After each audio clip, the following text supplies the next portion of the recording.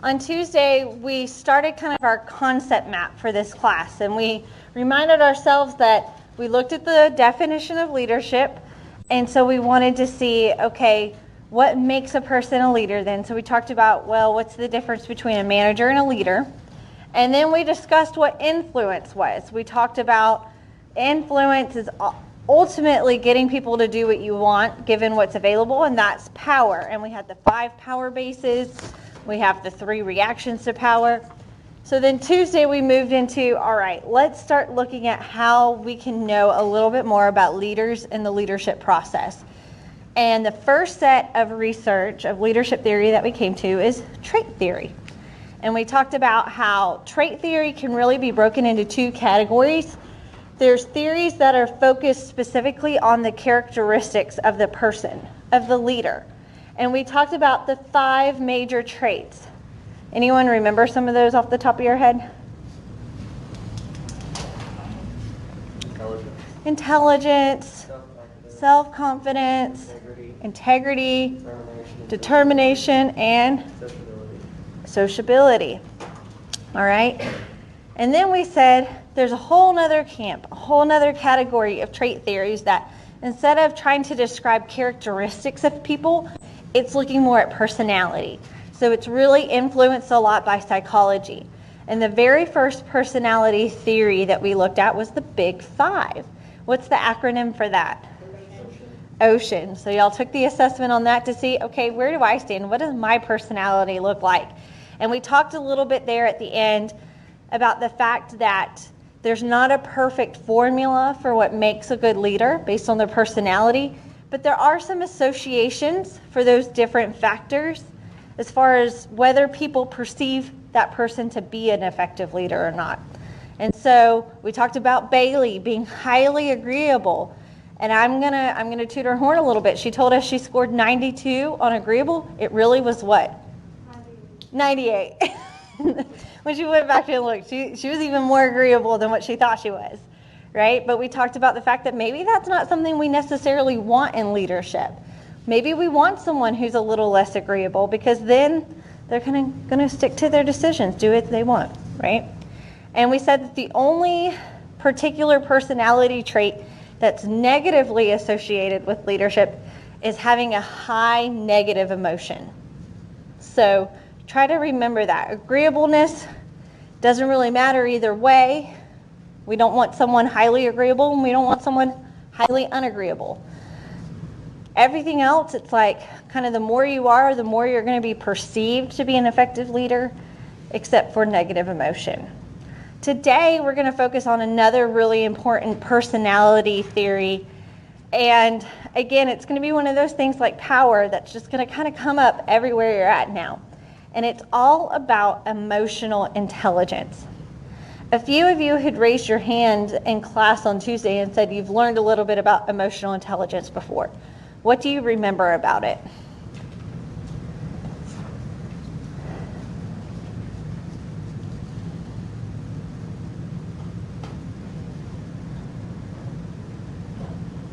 Just kind of like, what's the first thing that comes to your mind when you hear that? Emotional intelligence. Anybody?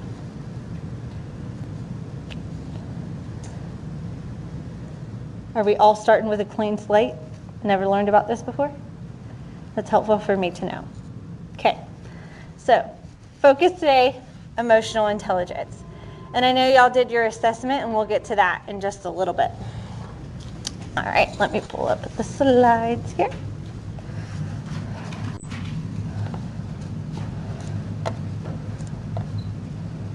Perfect.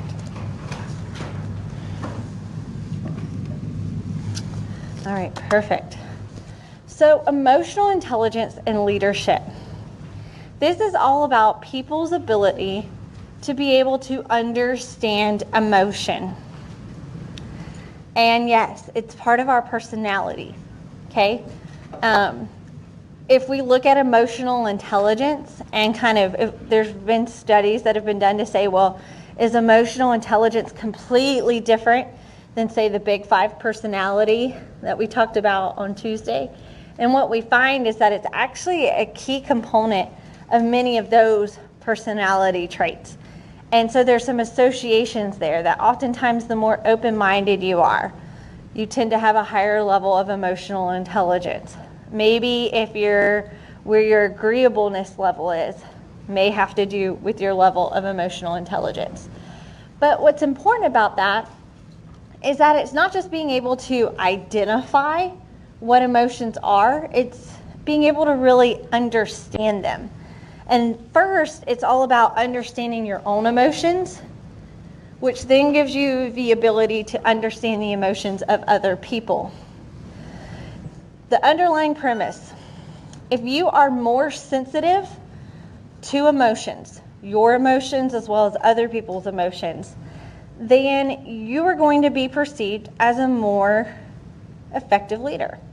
Why do y'all think that may be?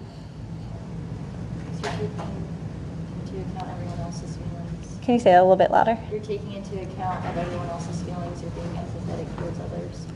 Empathetic, taking into account other people's feelings, right? We talk a lot about, again, going back to that idea of leader versus manager, and kind of how emotionally involved are we with people? And would you say managers tend to be highly emotionally involved or less so? Less, okay? Doesn't mean they're not an emotionally competent person. It just may be how they feel like they're supposed to behave in that particular situation. We'll talk more about that next week. Okay, so really, emotional intelligence is just what it sounds like. How much do you know about emotions? And so we call that, sometimes you'll hear it referred to as EQ. So just like we talk about someone's IQ, we could talk about someone's EQ, their emotional intelligence. Do you think people can have a high IQ but a low EQ? Yes. Why so?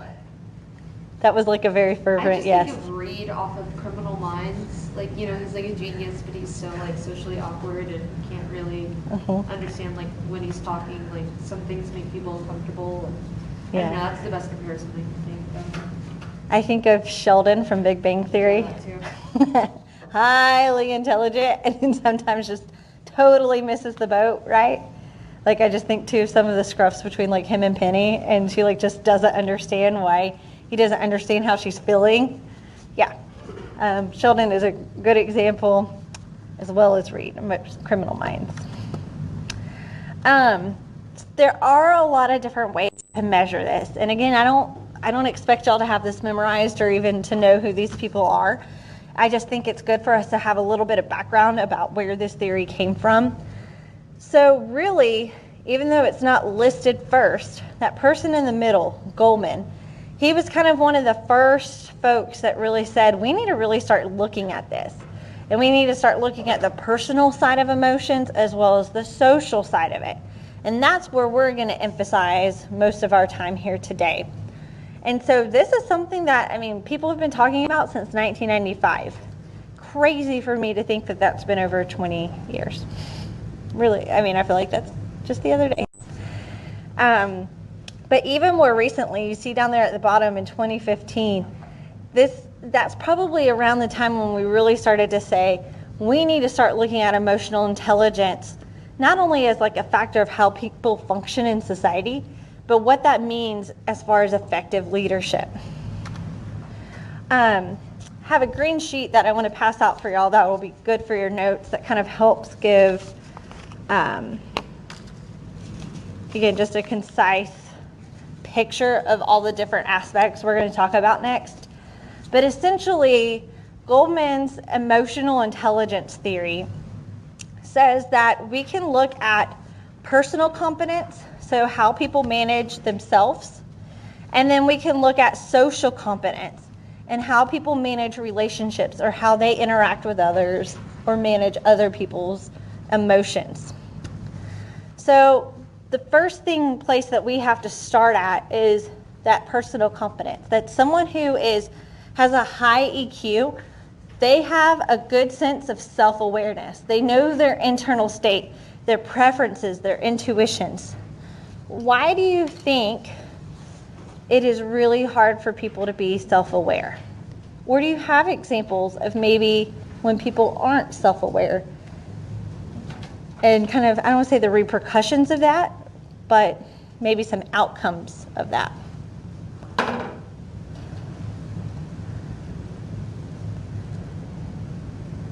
sometimes think of like racism, and they may not think they are, but if they ever like the microaggressions, like calling Yes. somebody, and they don't think like that's really affecting somebody, but that could come across as racism, and they just aren't aware of that within themselves. Absolutely. So being completely unaware of what their implicit bias are, which can lead to microaggressions, and we all do it. I mean, everybody. There's nobody in the world that doesn't, I don't want to say commit, but doesn't do some form of microaggression, right? But hopefully the more self-aware we are that it does hurt someone else's feelings or make them uncomfortable, the less we'll do it. But we have to kind of take that step to be self-aware about that and self-aware and admit the things that we do, right? And that's a really good example. I think too, self-awareness, sometimes where we fall short on this is that sometimes we want to focus so much on the things that we're good at, the positives about us, that we become completely blind to maybe some of our shortfalls. Anyone ever had a friend who had a shortfall and it was like they were unwilling to admit it to themselves? Okay, give me some examples.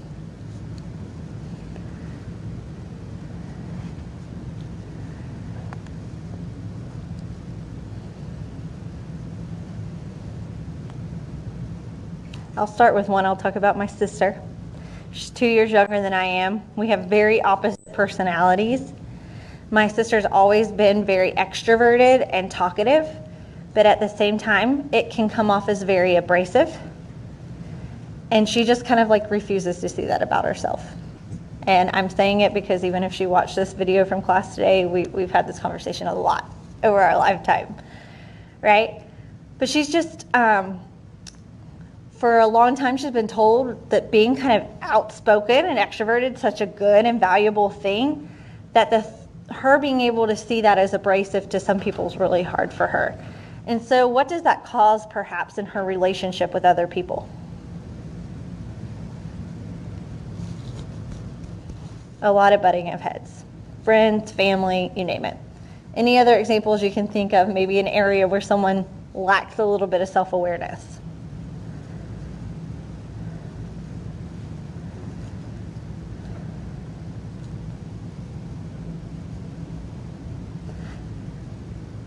Has anyone ever told you something about yourself that you didn't realize before? That it was kind of like a aha? Yeah. How do we become more self-aware? So the thing I do like about EQ is that it's not a stagnant theory. And what I mean by that is it's not like the major traits or even Big Five that says this is who you are and this is kind of how you're always going to stay. It's actually a theory that says we can grow and develop in these areas if we put in the time and effort to do it. And so if you score a little bit lower on self-awareness, what are some things you can possibly do to become more self-aware? Take the time to reflect on yourself. Yes. Take the time to reflect. I'm not going to advocate journaling because I'm the first person to say I suck at it. But it is important, when you are in classes that ask you to think about yourself and how do you feel about this? A lot of times we don't even ask that question of, well, you participated in something, how did it make you feel? We just kind of skip over that because that seems like the uncomfortable thing to talk about, right?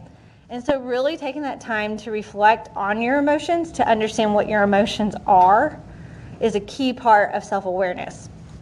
The second part of personal confidence is this idea of self-regulation. So once you become aware of kind of the typical emotions you have, when you have them, why you have them, how it influences your behavior, then you've got to be able to manage it. So I think this ties in back really good with that idea of racism and microaggressions. It's one thing to be self-aware of what you're doing and to be told, hey, this hurts my feelings. It's a whole nother ballgame to then intentionally try to manage what you're doing, to put an effort into stopping doing those things. Really important thing to remember about these two. Self-awareness is easy, self-regulation's harder, right? Think about going on a diet. I can be aware of what I need to eat all day, but if I don't actually regulate what I'm eating, it's not going to help, right? It's not going to help me be healthier. So again, self-awareness is first. It's got to come first thing. But then that self-regulation piece is where a lot of people get stuck and they don't move forward in developing their EQ. And so then after that, your personal competence is that you need to understand your motivation. And we're going to talk a lot about motivation in 2 weeks.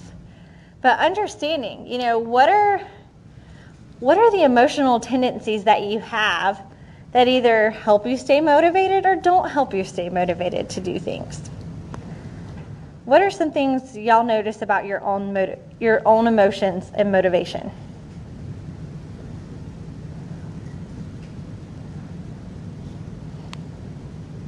What emotions do you correlate with high motivation? I'm passionate about it, so. Passion, yeah. But then classes, I'm not really motivated to do chemistry because I just don't like science, but I'm way more motivated to write a paper for an AGLE leadership class because I'm more passionate about that, my specific nature. Right. So yeah, your level of passion may dictate a little bit about what your motivation is. It's important to know that, because if you know you're doing something that you're not highly motivated for, that's where self-regulation is going to pop in, right? What emotions might you correlate with low motivation?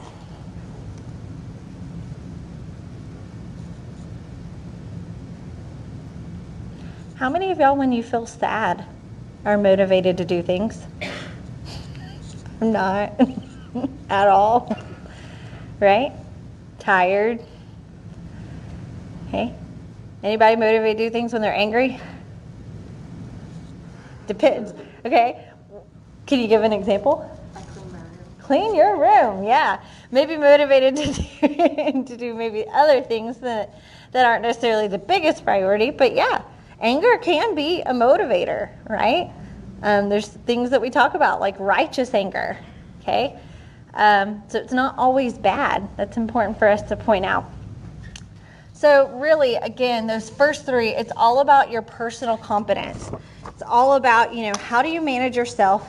And if y'all look on that framework that I gave you on that green sheet, you see for those 3 competencies, there's 12 different kind of descriptions for them or traits that you can see in a person who has a high EQ. You're going to see a lot of these things. You're going to see an emotional awareness, an accurate self-assessment. So again, they just don't see themselves as all glitter. They're able to admit perhaps some of their weaknesses and shortfalls. They have self-control. They're trustworthy, conscientious. They are pretty adaptable and flexible. They're pretty innovative. They like achievement because they've kind of figured out, and you see a lot of achievement happening with them because they have figured out what motivates them, and again, they're able to self-regulate. And then commitment, initiative, and optimism. Which do you think is harder, managing yourself or how you handle your relationships with other people?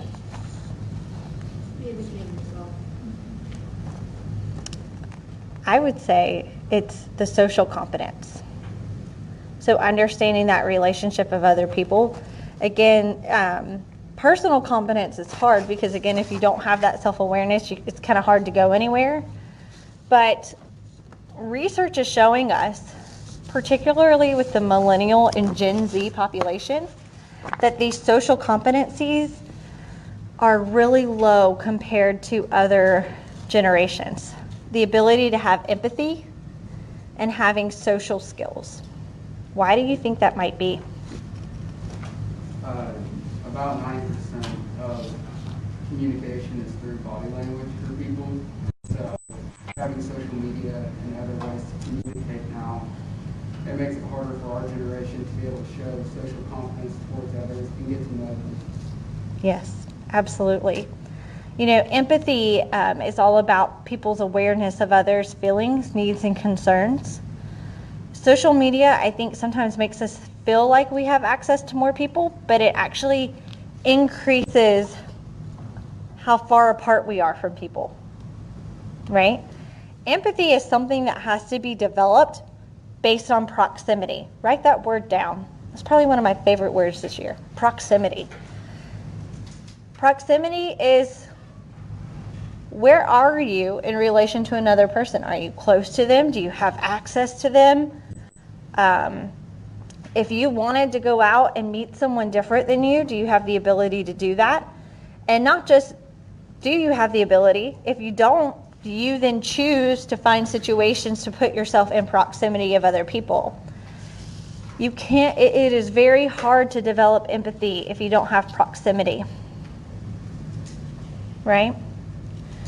And so we want to look at, those traits of being able to understand others, developing others, meeting people's needs, leveraging diversity, having a political awareness, so understanding emotions and kind of those power dynamics. That's kind of what politics is not political parties.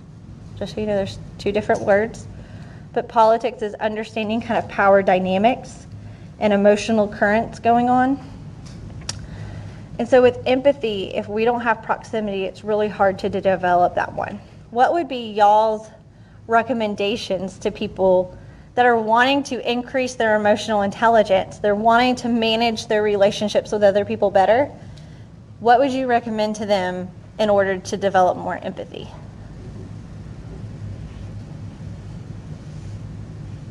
Perhaps what are things you've done? Bailey?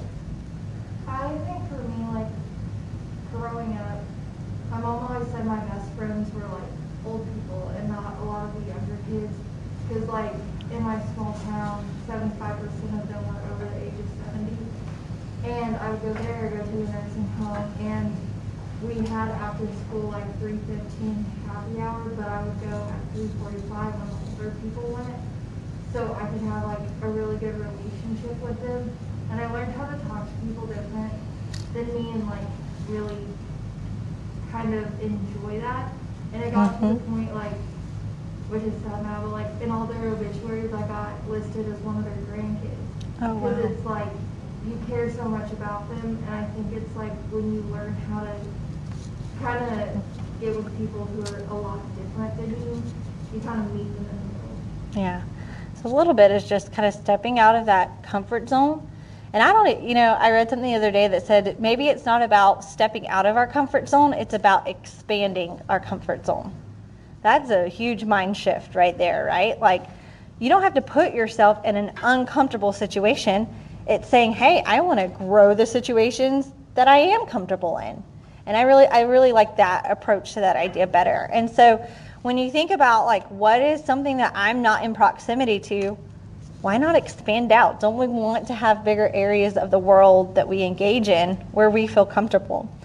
And so, yeah, just proximity. That's going to help a lot with empathy. And then the last social competence that we have is social skills. And this is just that adeptness at inducing desirable responses in others, right? Everyone's had that awkward friend, right? That it just seems like sometimes they don't pick up on social cues. Again, kind of going back, to our examples from TV, that they kind of don't understand how their actions are inducing certain reactions in other people. So this is where I think, you mentioned communication and some of the keys to that, body language. Communication is really important in that. People developing their skill set and being able to communicate well, both verbally, written, and through their physical communication. Conflict management. That's really important too. And the key thing with conflict management is not avoiding it, right? And knowing how to do it well. Accepting change, collaborating, working as a team, having leadership skills, all of that is a part of emotional intelligence. And so again, the thing that I really like about this particular framework is that to me, it has that growth mindset of that we can look at all of this, and if we were to accurately assess ourselves, it leaves room and opportunity for growth. We're not stuck in the mud where we're at. And so with that, pull out your assessment that you took for yourself. Now the scoring of this is a little wonky, so that's why I'm going to give y'all the instructions for it. And I need for y'all to listen carefully because each question's graded a little bit different. Depending on what you selected for each question, you're going to get a certain amount of points.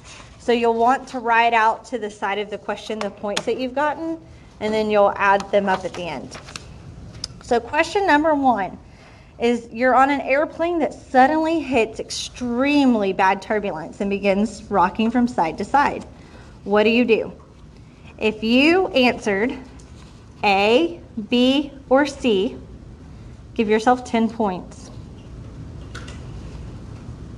If you answered D, 0. Okay. Question 2.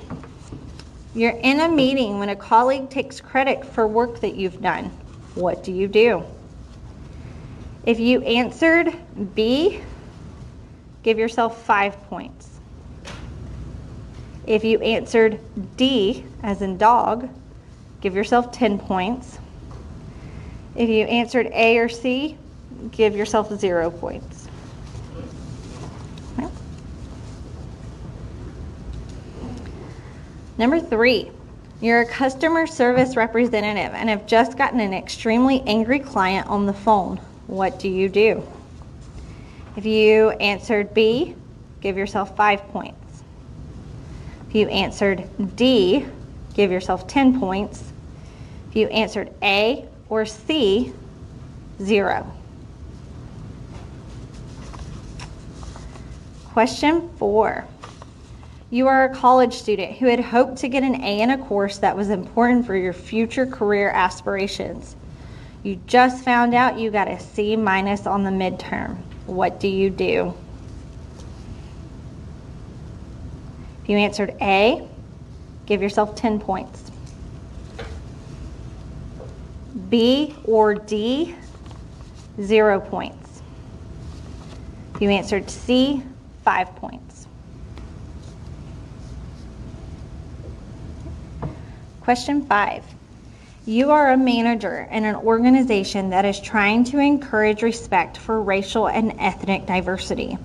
You overhear someone telling a racist joke. What do you do? For number 5, if you answered B, 5 points. C, 10 points. D, 5 points. A, 0 points. Number 6, you are an insurance salesman calling a prospective client. You left the last 15 clients empty-handed. What do you do? If you answered A or D, 0 points. B, 10 points. C, 5 points.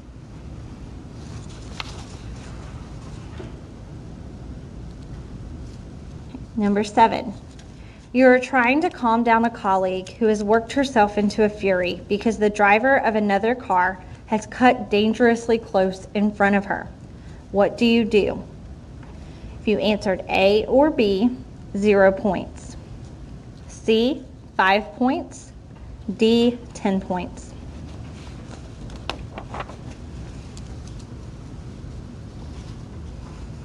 Number 8, a discussion between you and your partner has escalated into a shouting match. You are both upset and in the heat of the argument. You start making personal attacks which neither of you really mean. What is the best thing to do? If you answered A, 10 points. If you answered B, C, or D, 0 points.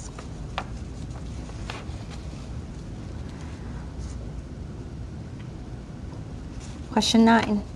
You've been given the task of managing a team that has been unable to come up with a creative solution to a work problem. What is the first thing you do? If you answered A or C, 0 points. If you answered B, 10 points. D, 5 points.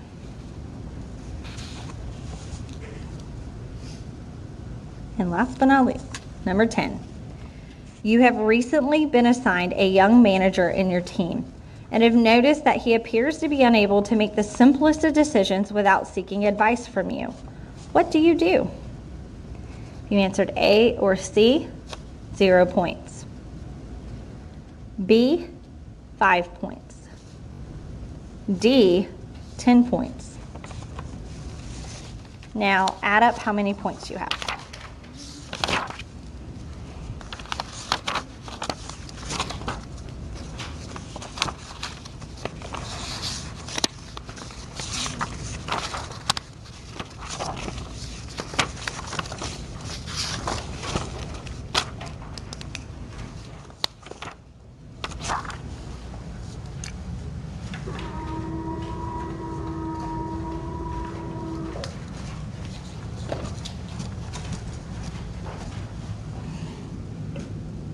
Okay.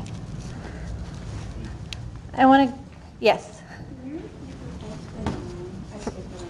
For number 9? Yes. Okay, so for number 9, if you answered A or C, 0. B, 10 points. D, 5 points. Anyone need, yes. Which one? 4. Okay, so for number 4, A is 10 points, C is 5 points, B or D is 0. Any more? What was 10. B is 5 points, D 10 points, A and C 0. Okay. Everybody got their total? Okay. I want us to kind of go around and I just want you to shout out for me your score. Okay, and let's just start in the back. 80. 80. 75. 80. 50. 80. Oh, go ahead, Ashley. 75. Okay. 80.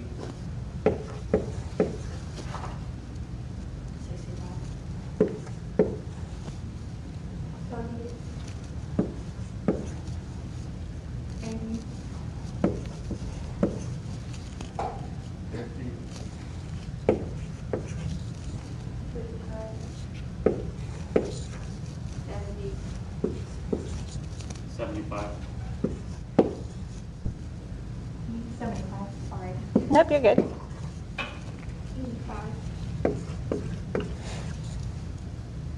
60. 65. Did you do your saying? I got 65. I'll include fine. So we have up here, and this is just a way for us to look at kind of where we are as a class. Here's the good news. None of us scored in what is considered the very low range. This is actually usually round about where people score. It is very, very rare for people to score above a 90, just because we all have opportunity for growth, right? We are human beings, none of us are perfect, and so we're not always going to react in the perfect way. The other thing that you have to take with it is that what's considered the perfect way to react is someone's perception that made this test, right? But overall, again, based off of research, we know that certain behaviors demonstrate a higher level of emotional intelligence than others. So let's just look at a few of these questions to kind of maybe dive into why they scored the way they did. One of the ones that I like personally is question 2, because I've had it happen to me a lot at work. And I have a feeling this is maybe where I lost some points. So you're in a meeting when a colleague takes credit for work that you've done. What do? Who said that they would immediately and publicly confront the colleague over the ownership of their work? All right. Okay. Who said that after the meeting you would take the colleague aside, tell them what you appreciate, that you would appreciate in the future they credit you when speaking about your work? Okay. Who said nothing? It's not a good idea to embarrass colleagues in public. All right. And then D, After the colleague speaks, publicly thank them for referencing your work and give the group more specific details about what you are trying to accomplish. Who said that? I do that, and I also feel it's a form of passive aggression, right? Just a little bit. What would maybe be an even better way emotionally to handle that situation? Even though that's the one that got the most points, what would probably be a better way? Or let's flip the question. Why do you think D was the one that scored the most points out of all those options? What about it appears to be more in tune with someone's emotions and how they manage them?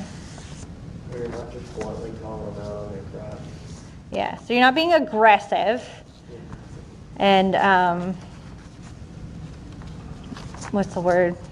Not embarrassing them. So you are kind of taking how they may feel into account. What's another piece, though, that's important to emotional intelligence that's on here? You're showing appreciation when you're brought it up on the media in public. Like, even though you didn't get the chance to say it, you're publicly showing appreciation. Yeah, like you're just being a little bit more positive about it. But also, too, you're not allowing yourself to be walked over either. So what's interesting with this question is that, especially if you look at the difference between A and C, like A is very confrontational, right? I'm not going to let anybody take credit for things I do, and I'm going to address it right here and now, right? Like I talked about my sister earlier, that would be 100% how my sister would approach the situation. C, on the other hand, says, well, I just don't want to, I don't want to embarrass them, so I'm not going to say anything, but then your feelings are hurt, right? And you never get the chance to voice that someone's done something that hurts you. And so you're repressing your emotions as well, and that's not healthy either. So we have to find this fine line with emotional intelligence of not being overly emotional and that it causes reactions that maybe aren't, they're not equal with what the situation is, but you also don't want it to cause a repression of emotion either, okay? So again, that's kind of part of the growth that we go through. What's another question that y'all liked? That you're like, haha, I've had this happen to me before.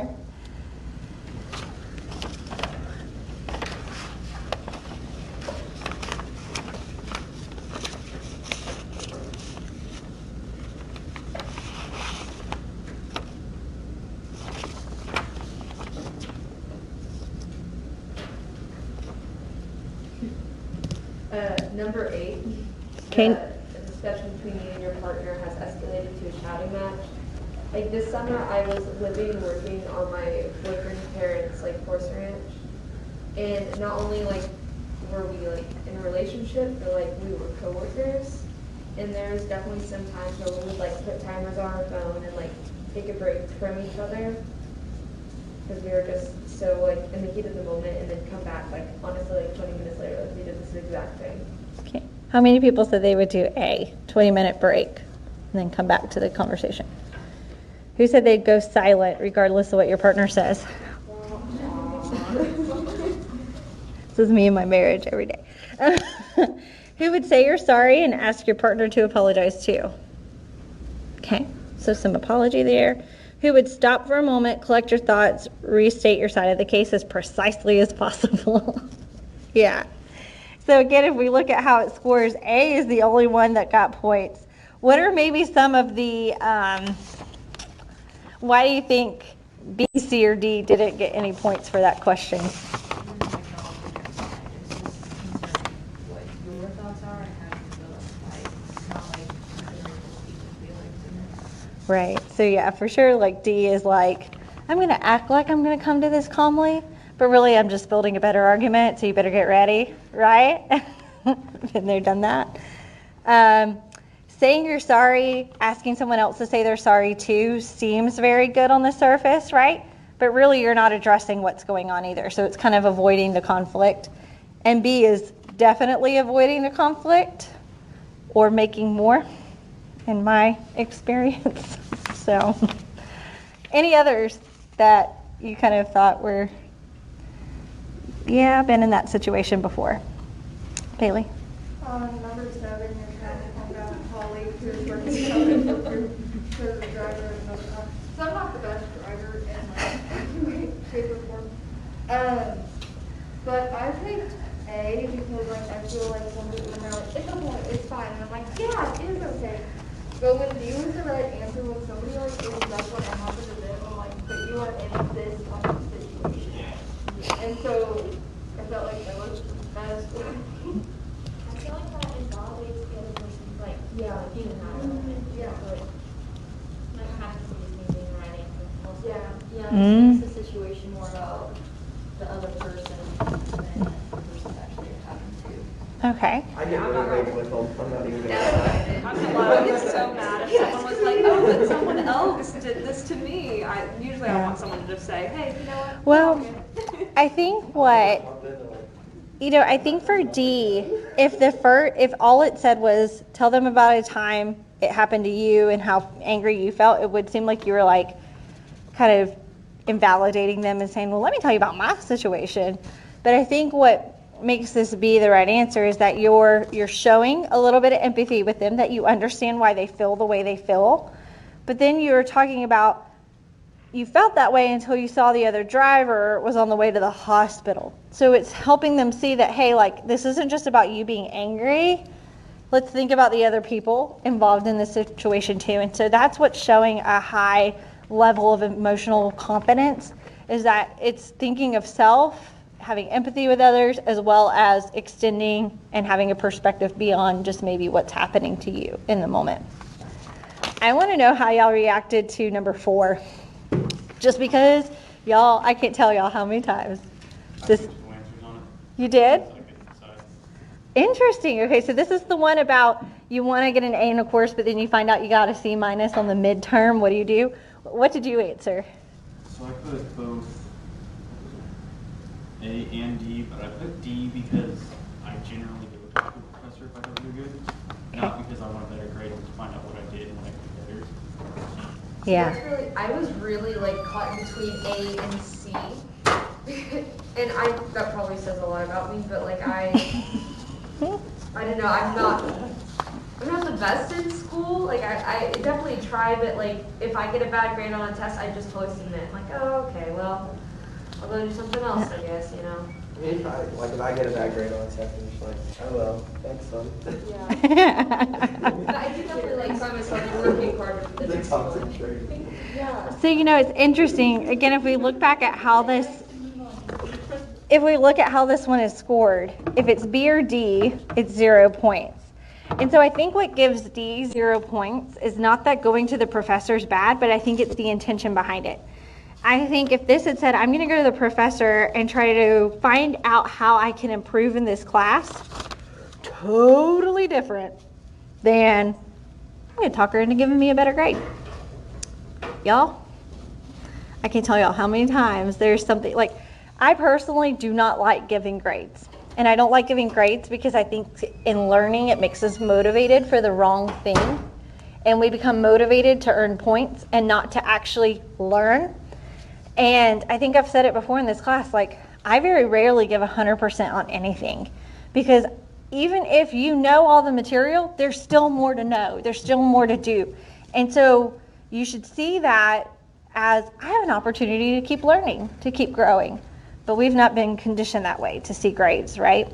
And so instead we become kind of point hungry, right? And it's like, and I was this undergrad student, trust me. I was like so anxious about failing classes that I just thought all semester long I had to beg for the points that I got to make sure I wasn't going to get what I considered to be a bad grade. And now looking back, I'm like, I was the kid that frustrated professors. But it's totally different if a student comes to me and they're like, even if they got a 90A and they're like, can you talk to me about what I did wrong? Much different in having a conversation with that student, because that tells me that they're open to learning and growing more versus than it just being about the grade that they get at the end of the day. Why do y'all think with that B was 0? Decide you don't have what it takes to make it in that career. That's just like throwing in the towel. Yeah, totally did that my freshman year. I was pre-vet and I got a C in organic chemistry and said, it's not for me. And I changed my major. Totally did it. Guilty. With that, C scored 5 points. So you tell yourself it doesn't really matter. Concentrate instead on other classes where your grades are higher. Why does this, like you kind of, Ashley, you said, this is me, I don't know what it says about me. Why is that not necessarily a bad thing? C. Well, it's like you're not giving up. You know, you're not like, oh, I'm done. I need to drop out and go do other stuff. Well, there's nothing you can do on that exact test. Yeah. It's like not like letting you drag you down. I personally didn't answer that, but I was caught between that one and A. I went with Yeah. A, but You know, C to me just shows a little bit of maturity in a way of just like, can't change what's happened, it's in the past now. But also like, we only have so much effort we can give every day, amount of time. And so do you fret over the 5 points that you lost on that particular midterm? Or do you say, well, I got another test coming up next week in this class, and I'm just gonna focus on that, right? Like, to me, that's not letting your emotions bog you down, right? Because again, if we're so in tune with how we feel and we let it dictate our behavior so much, then it can almost become a hindrance to us. So I hope that y'all keep your results to this assessment. Again, it's, you know, we all have opportunities for growth, and only you can kind of look back at those questions and say, ooh, this really looked like it was a question assessing empathy. How did I answer that? Well, I scored lower than I perhaps would have liked to when it came to empathy. You can kind of start putting together a plan for yourself to say, again, like, what can I do to develop my skill set in this area a little bit more? Because again, the thing I like about EQ is it's not stagnant. We don't have to stay where we're at. And part of EQ, I think, and there's not a whole lot about this, they talk some about just kind of like age and developmental stages. You know, there's some people who think that you can't really have a high EQ until you do get older. And I say there's some truth to that and some not. Again, I think it all goes back to that self-awareness piece and like whether people are engaged in self-awareness or not. And so even though I will sometimes crack jokes about leadership development or things like that, I think at the heart of it, where it's most beneficial, especially for middle school and high school students, is that they're engaging, and a lot of what's done in those type of leadership programs is helping them develop self-awareness, whether they realize it or not. Understanding how you work with other people, understanding you know, your personality. There's always a lot of personality assessments, stuff like that. It helps students have more self-awareness. And so we do see that particularly students who engage in those things earlier on in life do tend to have higher levels of emotional intelligence as they become adults. So I think that's something to think about, like back in your own communities. What are some ways that you can get involved with youth development and providing these opportunities to individuals to just tap into that a little bit more? Our culture in particular, because of industrial revolution, things like that, we want to take emotions out of a lot of things. And what we're seeing is we're kind of coming back full circle to say, maybe we need to be talking about them a little bit more. Maybe, you know, they're just as important as being task related. So we went through all of these. The last thing that I want us to kind of talk about before we do a quick case study in this class is just to kind of overarching look at all of trait theory. So both the 5 major traits, big 5 personality, EQ, and look at what some of the strengths and criticisms of them are. So some things that we like, some of the strengths about trait theory is the fact that we kind of just automatically go there when we want to start looking at leaders and such. It seems intuitive, right? Like if we want to talk about what makes a good leader, we're going to start listing off traits. We're going to start talking about personality theories. And so it focuses exclusively on the leader, and we need to make sure that we remember that. Trait theory is about who the leader is. Okay, it's appealing. It does have a lot of credibility because since it was one of the first areas that we started doing leadership research, there's a lot of research about it. So it gives it a lot of credibility. And then again, it focuses on the leadership component in the process. And it's also helpful for some of the theories like EQ. It can kind of give us benchmarks for what we want to look for in a leader. Some criticisms. There's not really a definitive list of traits. So even though we can look back over the hundreds or so year of research and say these are kind of the 5 most common, so we say there's 5 major traits, there's still not a definitive list. Like, that's what we call a meta-analysis, but if we were to go do a survey today on what do people think are the top traits of leaders, some of those things may not come up. And so we just have to understand that. What's missing, and to me there's actually 2 things missing when it comes to trait theory. It's not taking into effect situations, so we're absolutely avoiding talking about any context at all. And so it has this perception that if you have these traits, you're an effective leader. Well, we've talked about on Tuesday that that's not the case. You may be an effective leader in one situation, but not in the other, right?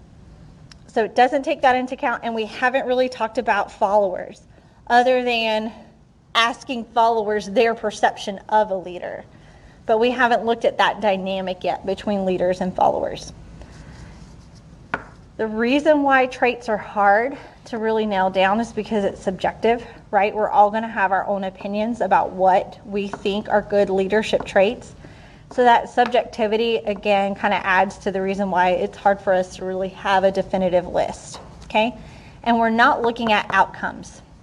We're asking, does someone seem to be effective? But we never really ask, are they effective, right?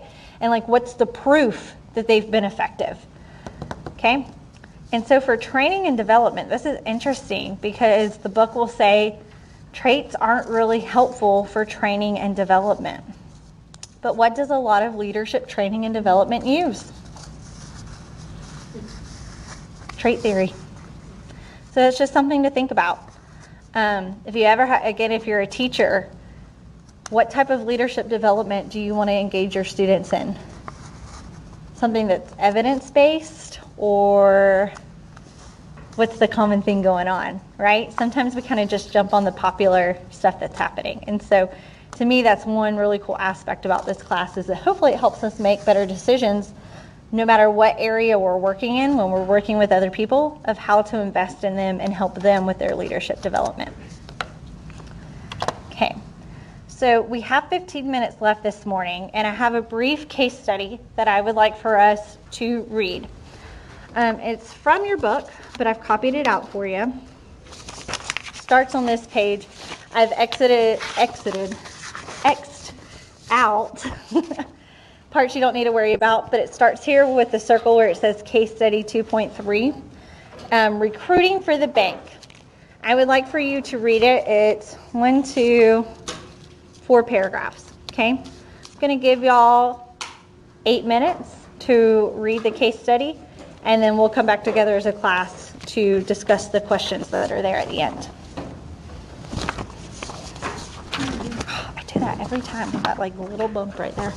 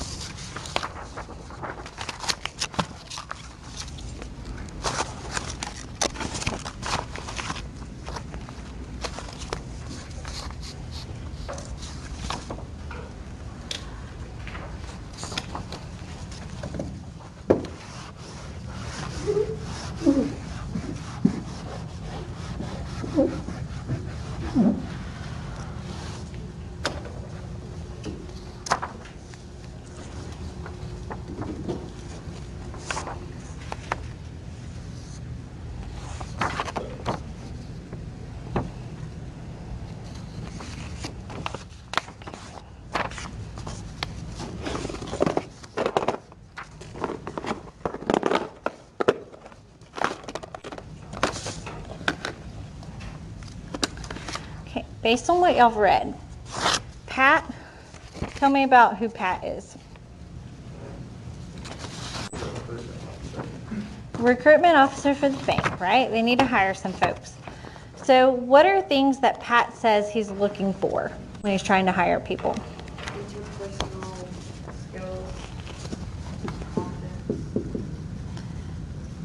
He mentions interpersonal skills, confidence. What else? Poise and initiative. What was the first one you said? Poise. Poise. What else? Ethics.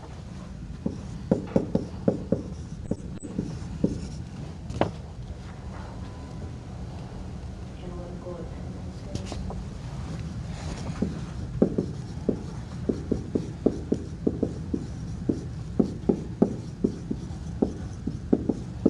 skills. Okay. Say it again. Commitment.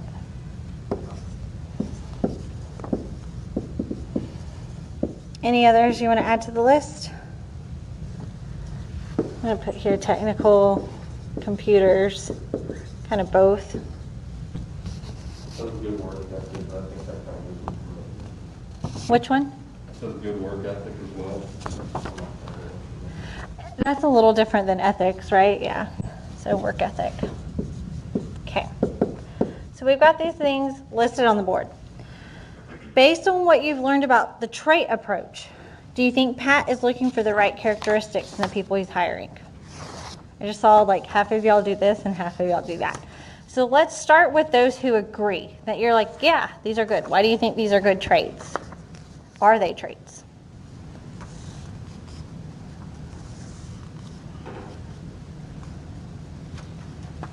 Why did you say yes? I think it seems he's getting hard-working people that are smart and kind of have good personal skills. Interesting, yeah. So you're kind of saying, what to you is saying he's looking at smart? I don't know, I was just kind of looking over that again. I realized that probably wasn't enough. Well, a little bit, kind of what you're looking at here is just this like intelligence piece maybe. Yeah, they kind of have skills. Okay. All right. One more person. Why do you think what he's looking for is accurate based on what we know about trait theory? I just think of my personal experience on the bank, and like this is kind of what I see with the people that I think are doing their job well, would be some of these characteristics. So I guess just from personal experience, I believe that. Okay. I kind of feel like if you have a confident person with, initiative and ethics, you can kind of teach them what you need them to do within the workplace. Okay. Those who shook your head no, why do you feel like he's not looking at the right things based off of what we know from trait theory? A lot of these look like skills rather than traits. Okay. And I don't see like sociability up there. I guess that kind of correlates with interpersonal skills, but right? I guess I'm unsure what that means. Mm-hmm. I don't know, maybe they like lack a certain like communication initiative, Mm-hmm. like communicating clearly. Okay. I also kind of feel like you have to expect some of that if you're recruiting from college students, like they're not just going to come straight into the workplace and be prepared to just start off and do it all. Like you have to expect some type of training. Yes, I would agree with that. That kind of goes into the next question of, is Pat's issue with retention at the bank, with people staying in positions, is it an issue of him looking at the wrong things to hire based on, or is it an issue within the bank itself? Like, are we trying to put the blame somewhere that maybe the blame doesn't belong there? What do you think, Bailey? You kind of agree to start it as soon as I start saying that. That's happening to my cousin. She's awesome in the banking industry, but like the new president that took it over, like they're just terrible. Nobody wants to work there. Like people who have worked there for years, like 40 years in the banking industry, they all retired, quit. There's only 2 people working there now until retirement hits. And I think like they're all blaming the workers when it's just like not. It could be like a larger organizational culture thing, right? So maybe, you know, and again, if we're looking at using just trait theory to form how we choose to recruit people, maybe his criteria isn't bad. Maybe there's something else going on. But usually, what's the first place we go to blame in situations like this? The newbie, or, you know, especially being a person straight out of college, it's just those damn college kids, right? You know, and maybe that's not the case. Maybe there's something else going on. So again, I think this question gives us a good reminder that things are more complicated than what we want them to be. The last question on there is, would you change anything about Pat's approach to recruiting, or would you do things differently? I think when he recruits, he needs to also, like, give a little detail, like, what are their future plans? Do they want to stay, or do they just want to start? And maybe that will have to change, because if you're recruiting kids who are like, yes, this is the industry I want to stay in, so I want to stay, but it's like, I really just can't get a job, so I have skills for the job I really want, and I'm not sure how to recruit them. Yeah. I think too, you've got to look at like what's the criteria based on the job itself, right? So even with certain positions, you may not want someone who's like very innovative to be in that type of position, because maybe it's not the type of position where they're going to have the authority to make a whole lot of change, right? And then that can become a management problem, because you seem to have this employee that you have issues with that's wanting to change things, and you're like, no, we just need you to do your job, right? So you kind of got to match some of this stuff up. You can't just have a one-size-fits-all criteria for anyone you're going to hire. On this orange sheet of paper, write your name legibly and turn it into Aaron. That's how we're going to make sure that you get credit for your discussion today. I do have 2 announcements for y'all before we head out. And this is as well for anyone who's not in class today, for them to know for next week. So your 3rd homework assessment is next week, because we're going to start talking about behavior theory. So it's called the LBQ, the Leader Behavior Questionnaire. It's in Canvas. Make sure you complete it, upload your results, bring your results to class as well. We'll use it. The last thing, and this is really, really important, so I want to make sure everyone's still in listening. I've been thinking a lot this week about how we're going to do quizzes in this class, just because we do have people in and out, what have you, and it may not seem like a lot to keep up with, but it kind of is, especially in a class that we're not taking attendance in every day. And so instead of us doing like what we did this morning with kind of the pop practice quiz, we are going to do the quizzes in Canvas. I've kind of made that executive decision. So what will happen is after today, and Aaron's kind of just finding this out too, but we'll talk about it after class. You're going to have your first quiz next week. I'm still not going to necessarily announce quizzes in the sense of like put them on the syllabus, they're going to be there. But I will always give you a heads up. So heads up would be like today. Your first quiz is going to be due on Tuesday. It would be a quiz that we would have given first thing in class on Tuesday. So it'll be available starting tomorrow, and it'll be due by Tuesday. So just kind of make a note. And the quiz is always going to be on things that we've already talked about in class. So for instance, there's nothing going to be on the quiz that's about behavior theory, because we haven't talked about it yet in class. But you can expect questions that have to do with any of the trait theory we've talked about, power, management versus leadership, the definition of leadership. That's all fair game. So again, make sure you kind of are paying attention to what's there in Canvas and doing that. And I'll always give you notice of when the next quiz is going to be due, so you won't go past it. Does that work okay for everyone? Okay, because what was going to end up happening is we were going to take an in-class quiz, and then we were going to have to create it in Canvas or do all these makeups for people, and then it was going to make y'all's gradebook look really nasty and confusing. And I would rather just say, like, let's do what's going to be the easiest for everybody. So, all right, so make sure you take the quiz and do the next assessment by Tuesday.